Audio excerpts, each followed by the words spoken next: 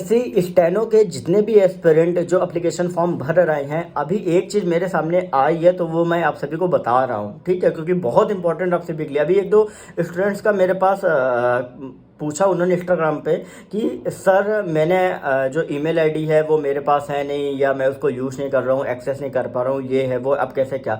तो सबसे पहली चीज़, जो भी नंबर जो भी ईमेल आईडी आप डाल रहे हो उसको आप करंट में चला रहे हो, उसका पासवर्ड वगैरह आपको पता होना चाहिए। क्योंकि एक चीज़ ध्यान रखो, जितने भी अब आगे चीज़ें, जैसा जैसा आपका ऑनलाइन सारी चीज़ें हो रही हैं वैसे ही सारी चीज़ें आपको ऑनलाइन आपकी ईमेल आईडी में ही मिलेंगी। कई बार आप फ़ोन नहीं उठा पाते हो क्योंकि वो डॉट नंबर से कई बार ऑफिस वगैरह में कॉल होता है सिलेक्शन के बाद, तो आपकी ईमेल आईडी में सारी चीज़ें आएंगी, आपको लेटर आएगा, सारी चीज़ें आएंगी। तो वो ईमेल आईडी आप सही डालो।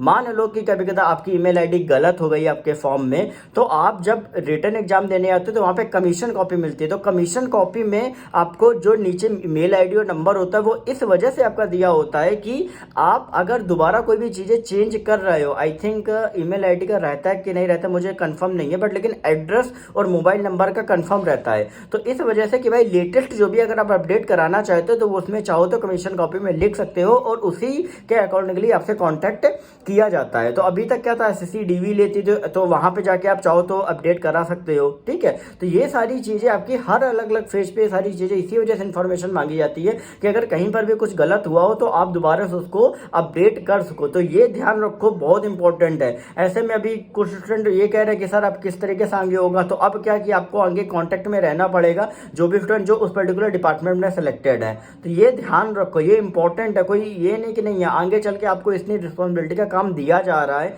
तो कहीं ना कहीं इतना तो रिस्पॉन्सिबल आपको बनना ही पड़ेगा कि खुद की मेल आईडी और खुद का जो नंबर है वो एक बार अच्छे से चेक कर लो, उसको चला रहे हो कि नहीं चला रहे हो। ये ध्यान रखो, फेसबुक और इंस्टाग्राम के लिए मेल आईडी नहीं होती है, इसके लिए भी होती है। ये भी ध्यान रखो कि नहीं यहाँ फेसबुक वो चल रहा है, अपना चल रहा है, ठीक है, और इधर जो वाकई में जो ईमेल आईडी आपकी ज़रूरत की, जहाँ पे आप अपने फॉर्म्स वगैरह को गूगल ड्राइव में सेव करके रखते हो, उसमें अगर आप नहीं चला रहे हो, गलत डाल रहे हो, तो वो रिस्पॉन्सिबिलिटी पूरी आपकी होगी अगर आपकी ज्वाइनिंग लेट है या कुछ भी होता है। ये अच्छे से ध्यान रखें आप सभी स्टूडेंट्स।